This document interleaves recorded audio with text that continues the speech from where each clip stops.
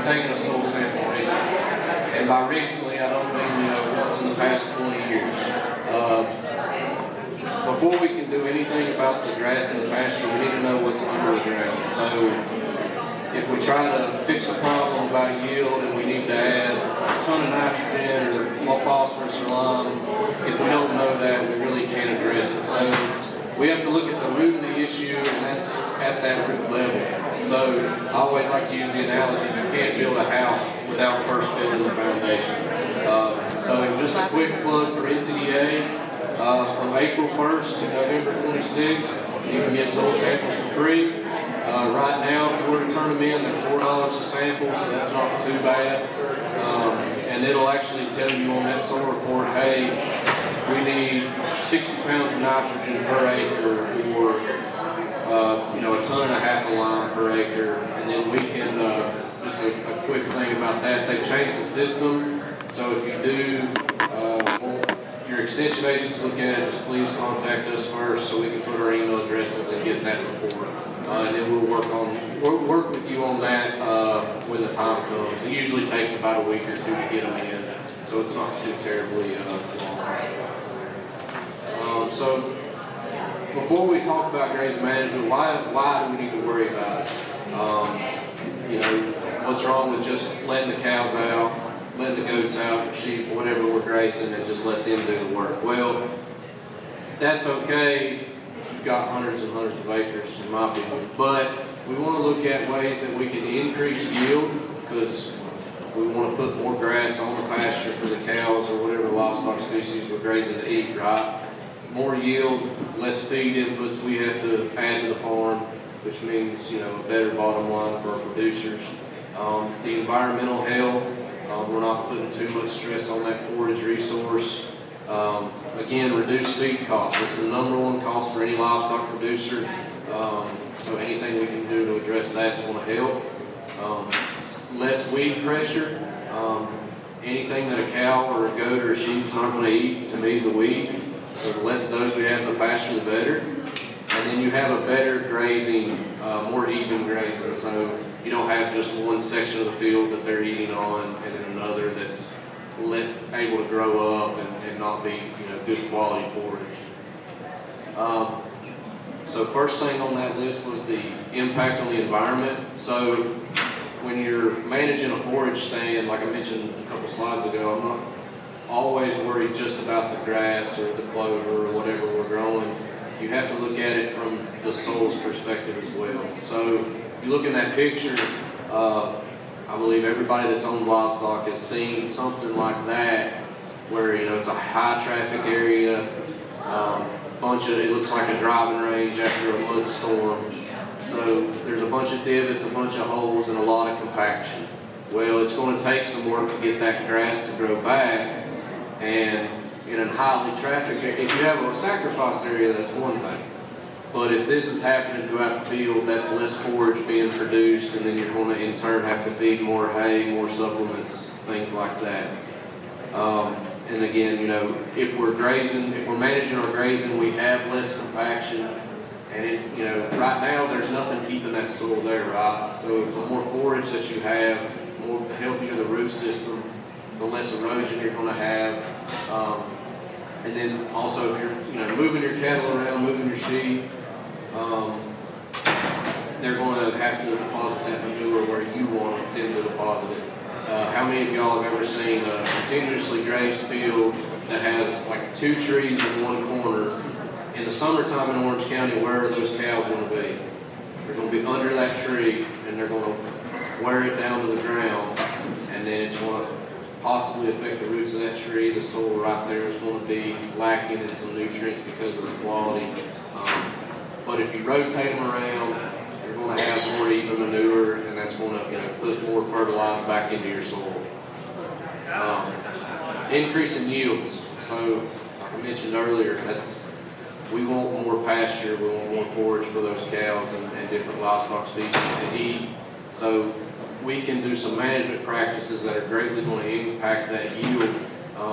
So if you're doing like on this picture here where they've got the field split up into different paddocks, so what they'll do is, and we'll touch on it more in a minute, they're starting out like, maybe this paddock here, grazing it for a few days, moving over here, and so on.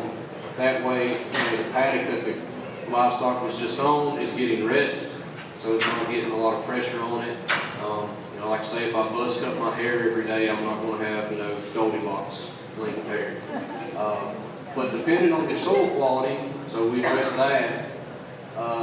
If you have different management strategies, that's going to directly impact how much forage you're going to have. And this number came from a study from Penn State University where they said, intensive grazing management mixed with, high quality soil, they're getting another ton an acre. That's another 2,000 pounds of forage. And only one part of the pasture is being pressured at a time. So you're being able to control how much pressure is going on your forage resource at one time. So instead of, for example, if there's like a patch of Johnson grass right here that cattle really like to eat, or some fescue that grows really well, instead of just hammering that all the time, if they can access the whole pasture, they hit it for a few days, move around, and it makes it even, and that pasture is able to regrow at a better rate than if it was being continuously grazed. Another thing that we look at with grazing management and that rest period is, again, I keep talking about the roots of the plants and going down to the soil level, because that's where those nutrients and water is going to be taken in. So that's very important. We go to the far right. You see, you have really short post-grazing stubble and really short roots. And for those in the back, it may be hard to see, but that's from a very there's no recovery allowed, and it's a continuous grazing period. So those animals have access to that grass all the time. They're never taken off of it. We keep moving to the left. We have a long grazing period and a short recovery, and we're already seeing better root development and taller post-grazing stubble. But if we do a short grazing period and a long recovery period, more than what you would see in a good rotational grazing program, you're left with more forage post-grazing and a much better root response. So when you see that kind of helps with erosion control, helps with the health of the plant. And if you have really deep roots in years where we don't get a ton of rain, say like last year, it can actually help with drawing up water from that soil. I'm not going to say it's going to save you every time we have a drought, but you're going to be better off than somebody who's in a continuous grazing situation, because then you can monitor how much stubble you have left, and in turn, better graze your animals. So I've mentioned this a few times because it is really important. The number one cost for any livestock producer is going to be feed. Whether you're mowing hay, whether you're buying, concentrate feeds or mixing your own, different things like that. So if we can introduce practices that's going to help keep more forage on our property and on the farm, that's less feed we're going to have to leave. As Johhny said in a class one time, cattle and sheep were born with mowing machines on their face, so let's let them use it. It doesn't cost us anything to let them graze themselves. And then the level of management increases the level of forage use efficiency. So if you go very, very intensive, moving cattle twice a day, small paddocks, high concentrations, you can get, very high efficiency. So if we look at this graph that came from the University of Georgia, if you're using a continuous stocking rate, you're only using about 30 or 40% of the forage that's available to those animals. If they're going to produce, if an acre produces a ton of forage, you're only going to get probably, 800-900 pounds of that. No system's going to be 100% because there's going to be some that's wasted. You have wildlife that comes in and grazes on some of it. But if you look, a slow rotation that just has a few paddocks, you're already getting, up to a 20% bump in forage use efficiency. So that's more grass that they're able to eat, And then if we go down here to moderate, you're getting 60 to 70. And then strict grazing, which we'll talk about later, you're getting almost 80% of that. So you're just being a lot more efficient with what you have already there. And then if you look here, hay, you're getting 30 to 70%, silage 60 to 85, and then your green shop, which you're going to get a lot more efficiency out of, but you're having to pay for the labor to use that machine, to mow that hay, to mow that silage. You're having to pay for the fuel, which we all know is really expensive. So if we're able to have the cow or the sheep do that grazing for us and harvest that forage, that's a lot better on the bottom line. And then increased efficiency means that you can increase your stocking rates depending on, it's a case-by-case basis, or you can extend grazing days. So during times when grass is not growing, if you have some stockpile, that just means that you can graze more into the winter time or different times of the year and not have to start feeding hay as quick. Any cattleman's goal should be not to feed hay, but unfortunately, sometimes we have to. So increase in competitiveness. We've all seen pastures where the tallest thing in the field is a weed. Unfortunately, this year there was a lot of weed pressure. But overgrazing can actually allow weeds to outcompete. So the cow's not grazing that, the cow, horse, whatever it may be, is not grazing that weed plant. And in turn, they're putting a ton of pressure on like your fescue or your Bermuda grass, and that's allowing that weed to kind of fill the spot of that grass and kind of take over. So if you maintain a good stand of forage, it's key. We're feeding those cows, so we want as few weeds in that field as we can. Of course, you're going to have some here and there, depending on the level of management. But if we can reduce that number down to where, hey, instead of having a big pigweed right here, which is almost impossible to get rid of once it gets there, let's have another clump of fescue that my cows or goats can actually utilize. Going back to the first slide, talking about soil fertility, that's the first step in combating your weed problem. Some fields you just can't take a spray tank to or mow it down. You got to first look at your soil. So for some weeds are actually an indicator of your soil fertility, your soil health. If you have a field that's absolutely eat up with broom straw, that's telling me something's wrong with the pH. Might need some phosphorus. Let's take a soil sample and see. And then oftentimes, if you address that problem and get that soil level corrected, your grass will outcompete the broom straw because it's not very good at competing. And then two, grazing management to control weeds, it reduces herbicide costs. Nobody wants to spray a ton of herbicides on their pasture. Again, you have to pay for the fuel, pay for the labor, pay for the product. So if we can cut down on that and be more selective with when we use that tool, we all come out better in the end. Another thing that goes kind of towards your stubble height is animal health. So we're providing nutrients for the animals by grazing, but we're also managing for different health concerns, through pests and different parasites and things like that. So if you have a well-managed stand of forages, it can actually reduce parasite stress. I got a picture here of some boar goats who are very infamous to be, parasite infected in a continuously grazed system. But if you maintain your grazing heights and stop grazing a paddock at a certain height and move them over to the next one, you'll have less instances of them consuming those eggs. Because what they'll do, those parasites will lay the eggs internally, it'll come out with the manure, it'll get on the grass, and if they graze it too short, they can actually consume those parasites again and become infected.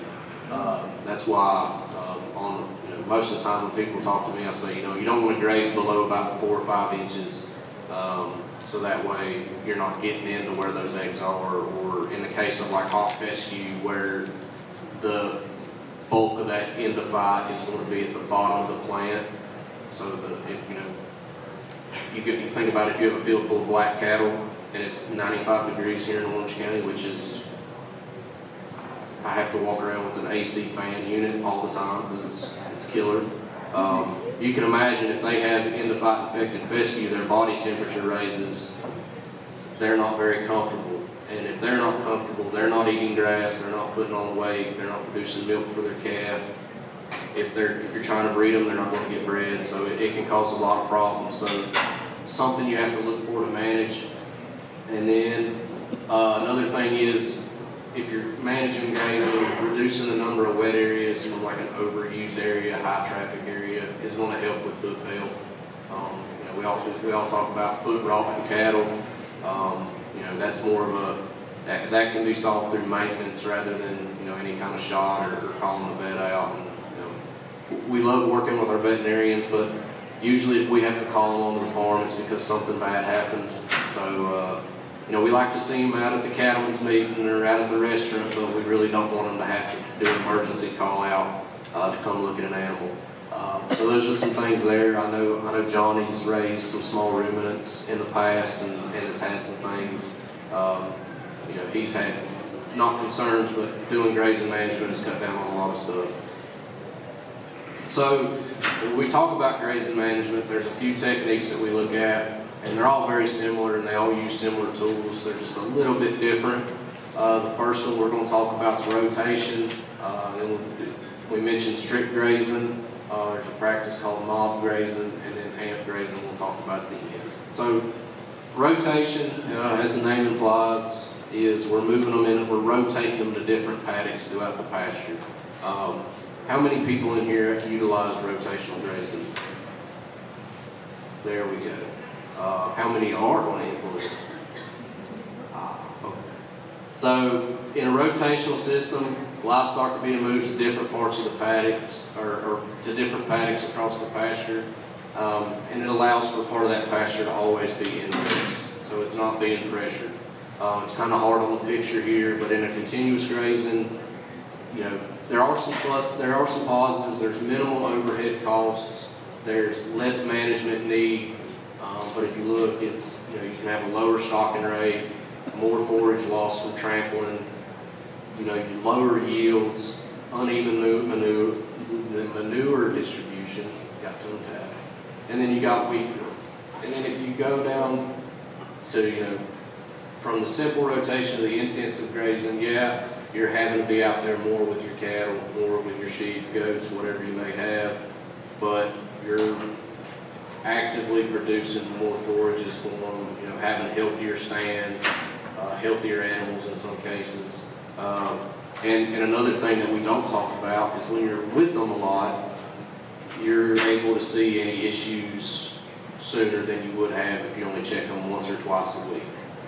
So you might be able to catch that one heifer is starting to get a little cloudy in her eye. Let's get her up and get her treated before it gets too bad. Or I noticed one has a little bit of a limp in her, so let's get her in and see what's wrong with her. So that's one positive too, outside of increased forage production. Strip grazing, it's very, very similar to rotational grazing, except you don't use a system of paddocks. You use one wire across a pasture, and you're giving them a little strip at a time. So you're giving them enough for, you can factor how much an acre of forage is going to produce, determine how many head of livestock you have and what they need for a day or two, and that's what you allow them to have. Kind of cuts down on waste, trampling. We've all fed a bale of hay, maybe it wasn't enough for the cows to eat in one day, and then what do the rest of it? They lay in it, they waller in it, they defecate on it, so they're not going to eat it. So we've just wasted part of that bale of hay, more than we should have. So in strip grazing, we use a temporary fence strand, and we move it occasionally. Might move it every day, might move it twice a day, might move it every few days, just depending. You might have a conference you have to go to, or something happens and you can't move them for a few days, so you can give them a little bit more of a allowance. We do see this a lot in stockpiling, which is what this picture is. So this is in the wintertime where, you know, the grass is not growing anymore, but you allowed it to get to a certain height, left the pressure off of it, so that way they're able to graze it in the wintertime and you're having to feed less hay. Which, if you look at it, most of the time we have wet winters, and the last thing you want to do is go get stuck, you know, 300, 400 yards from the barn, and then have to walk through the mud, and then, you know, you're not in a good mood. You still have to feed the cows somehow. So if we can use strip grazing or practice I didn't include, such as bale grazing, you know, it's a lot easier on us, a lot easier on equipment, and, you know, a lot easier on the wallet. Talking about stockpiling, you know, you're grazing in winter instead of cutting hay. You're saving that forage for use later on. So, yeah, you might not get to graze it this pasture you want to in the fall, but if you can, you know, move them somewhere else and allow them to get on it in the winter time, it's just going to save you a ton of money on fuel and hay costs and different things like that. In this part of the state, we're lucky that we have some, you know, tall fescue that we can utilize. That's usually the bulk of anybody's pasture system. And if we look at this curve right here, you see tall fescue grows really good in the spring, and then in the summertime it kind of peters out because it is a cool season grass. So at that time when it starts to go down, that's when your Bermuda grasses, your big blue stem, your switchgrass is really going to grow. And then in the fall, that Bermuda and switchgrass kind of peters out, and then you have a little bit more of a curve from your fescue. So you graze it in the spring, graze it in the fall. But if you look at this right side of the picture, you can see that little red dotted line. That's the forage production and stuff you can utilize when you stockpile. So it's kind of, you know, it's like a rainy day fund. You kind of say, okay, I'm not going to graze that. I might graze it in the spring a little bit, and then I'll get off of it and let it just grow and utilize it later on. So that way, like I said, you're not using a ton of it in the you're not feeding a ton of hay in the wintertime, which is what your goal should be. And here's just some more examples of grazing and stockpiling. You know, that's a lot of green forage available for cattle when it's snowing. That was from University of Wisconsin, and this is a picture from in Burke County, North Carolina, which is, you know, it's up in the mountains. So still using the same grass, tall fescue. You can see behind them how much they've ate that down, and there's still quite a bit of forage left for these guys. And I think they're using strip grazing in this picture. It's hard to tell. So another practice you can use, which is really similar, is called mob grazing. It's also called ultra high stock density grazing. And if you can look at that picture, that's very high density. So they're putting a lot of animal units on an acre at a time, grazing it for a short period of time, and then moving them. There's some people that really get into this, and they're grazing hundreds of thousands of pounds of animals on an acre, but they're moving 3 or 4 times a day. So it's very intensive, but that's their full-time job. Work straight in some cases, but you can think of it as a very, very high density rotation. And then we got adaptive multi-paddock grazing. Again, very similar to rotational grazing, but instead of moving them, you know, every 3 or 4 days, they're moved on conditions. So at times when there's a lot of forage available, we'll let them be on there for a little bit longer. If it's times where, you know, hey, we're in a drought, we don't want to put too much pressure on our grass, you'll move them a little bit more. So you can see that. Again, the adaptive multi-paddock, the amp grazing is very similar to a rotation, but like I said, it just varies. So I know a lot of people, when it got a little bit drier, instead of just keeping the same 3 or 4 days in a paddock, they were moving them more often. That way there was less pressure on those grasses, and I know some people that actually took them off and put them in a new pasture, just so those grasses wouldn't fill out. So for this slide, you know, there's a couple of tools that you really need to get started when you're doing any rotation or things like that. The biggest one, you know, is any kind of temporary fencing, some step-in posts. We have some examples here. I don't have an Energizer with me, but you know, depending on the area that you have, will dictate how big of a generator you'll need.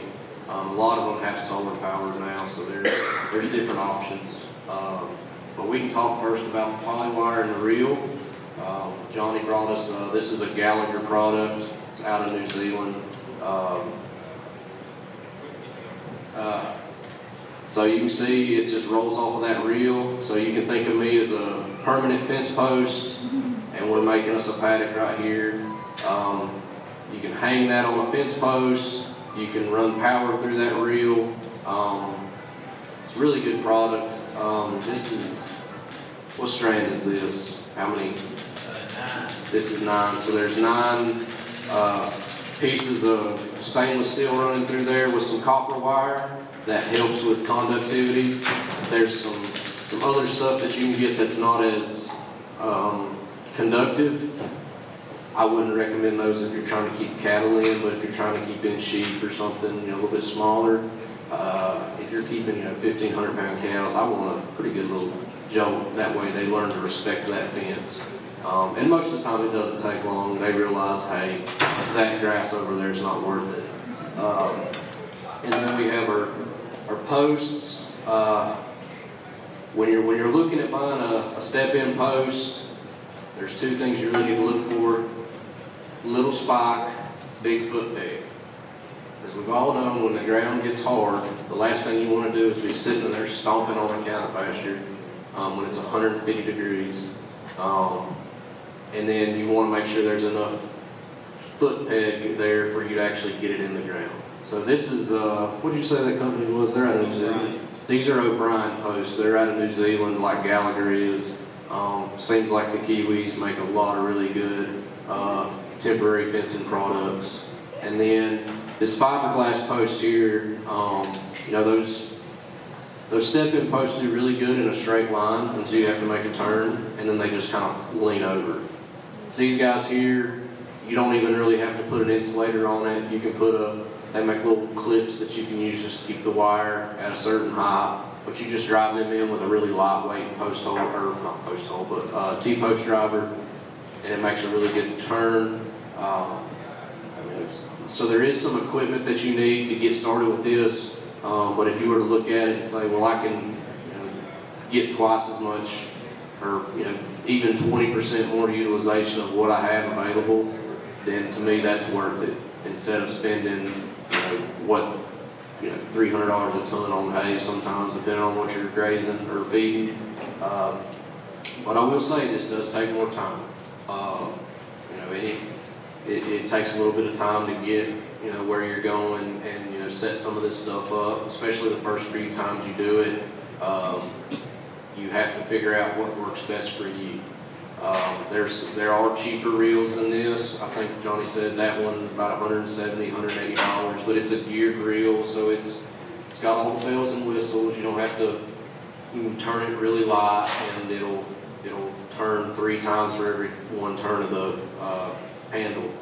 Not say that it's the only thing you have to use, but it's a really good product if you have to go a super long way. If you're going from me to the door, there's $50 reels that work just as well. I will say I wouldn't skimp out on the wire. There are some cheaper wires that you can buy at the box stores or different brands. Whatever brand you do use, I recommend the white poly wire, because you can see that sticks out really good against a green backdrop. They do make a yellow one. If anybody looks at the grass right now, it's a yellow color, so it's kind of hard for a cow to see yellow on yellow, but they can see that a lot easier.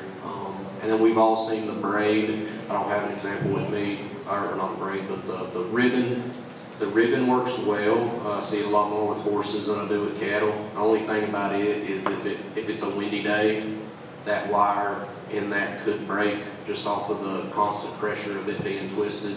And then there's also, if you're looking at small ruminants, there's some poly netting, which is just poly wire that's knitted together in a net. It works really good.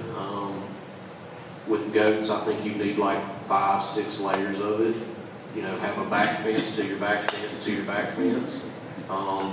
Maybe even consider putting them on a leash. I don't know. If it don't hold water, it doesn't hold goats. But sheep react really well to this stuff too. There's a ton of different products. Johhny showed us one it's like an all-in-one. It's like 4 or 5 strands. It's pretty neat. It's got its purpose.